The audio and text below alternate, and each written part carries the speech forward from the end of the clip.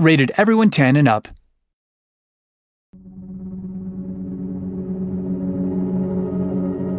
Arca's Path is a beautiful and engaging story about a little girl who lives on a bit of a dump. She finds this mask and it takes her to some very amazing places.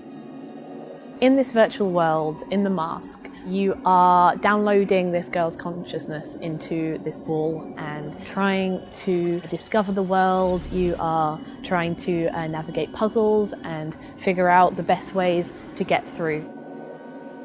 So Arca's Path was inspired by a lot of the classic ball physics rolling games like Marble Madness and Spin Dizzy. And your main input is your head, and you use your head to steer the ball through a variety of puzzles and hazards. The simplicity of control of just using your head means it's very engaging, very gettable, and you really focus on moving forward. You can navigate this full 3D landscape and platforms just by looking around. Throughout the story of Arca's Path, the character that you play as arrives in this beautiful sort of fairy tale world, and it's very peaceful and you're just exploring these really beautiful landscapes and gardens. But as the game progresses, you discover that things aren't quite what they seem, and the world becomes a bit more hostile, so you start to encounter much more challenging environments. The world crumbles around you, it becomes more broken, it becomes more glitched, and because of that, the world becomes more difficult as well. So you can have kind of physical obstacles of things breaking underneath you, or kind of having to choose different paths and seeing which one you can navigate best.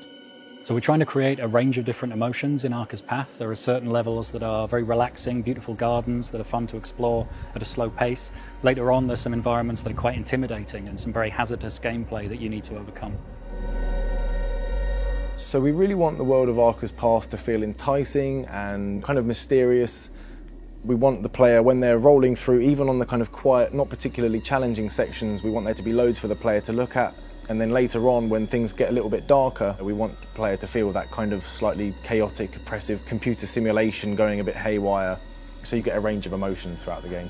The way I feel when I'm playing Arca's Path is relaxed, engaged, and wanting to know what's going to happen next. I do find it a great piece of escapism with a little bit of challenge, but also a great story that I want to find out the ending to.